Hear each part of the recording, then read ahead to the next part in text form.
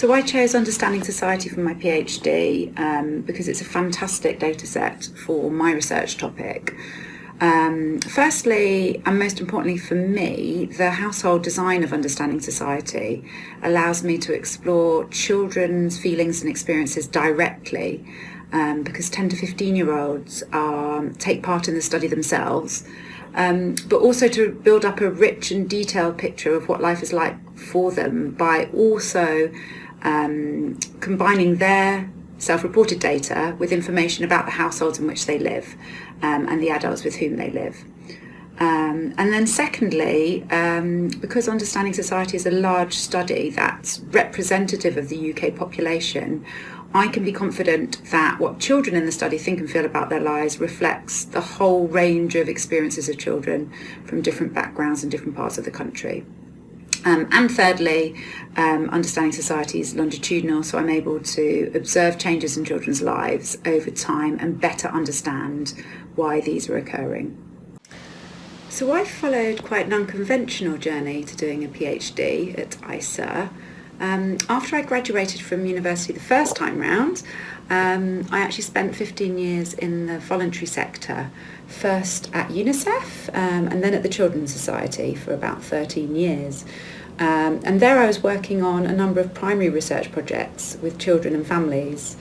And I've got to say, I think there's quite a lot to be said for doing things this way round. And there are a lot of advantages to being a mature student, so I would recommend it to anybody that is considering it.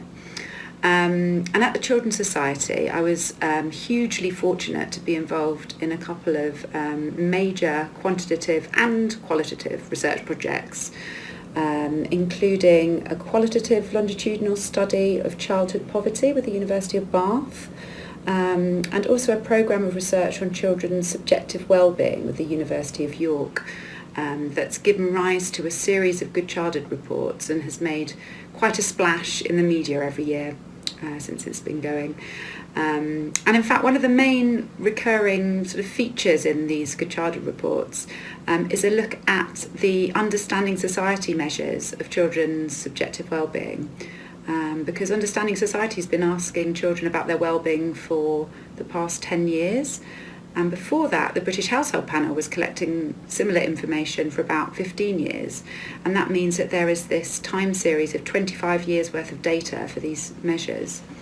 And as I was familiar with this data and knew the value of it, it was a natural progression for me to come to ISER for my PhD to focus entirely on Understanding Society. So my research interest is in how children's experiences of economic disadvantage and the quality of their family and peer relationships can explain differences in their subjective well-being.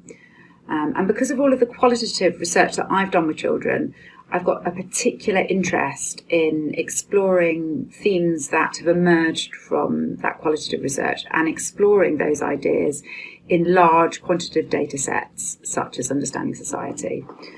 So, for example, qualitative research with children in low-income households highlights the important role that grandparents and other extended family members can play in paying for expensive items that children want or need, such as a mobile phone, a holiday, perhaps regular spending money, lifts in a car. And I wanted to explore themes such as these in Understanding Society to see the extent to which support from extended family, particularly grandparents, can act as a buffer for children in poor families. And by extension, whether families that don't have access to that type of support are doubly disadvantaged.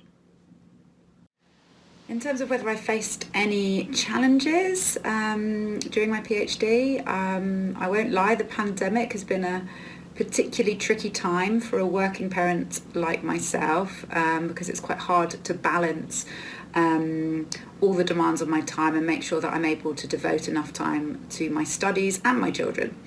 But it does help, I think, that I'm studying something that I feel extremely passionate about and I'm interested in, because when I'm working on my PhD, it never feels like a chore. Another potential challenge, I suppose, is that I actually live in London rather than in Colchester. And at first I thought that might get in the way of being able to make all of those contacts and connections with people at ISER that I would be hoping to do as part of my PhD. But in fact, I found that there are many different ways of connecting with people, but also that quite a lot of people are actually themselves based in London, so there are many opportunities for us to kind of see each other socially and professionally, and that really hasn't got in the way.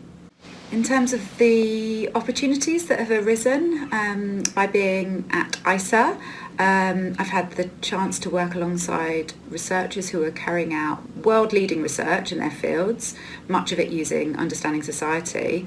I've also had the opportunity to teach undergraduate students in the sociology department and to train researchers and other professionals to use understanding society at ISER. And so this has given me new skills and helped me to connect with other researchers who've got similar interests, research interests to me.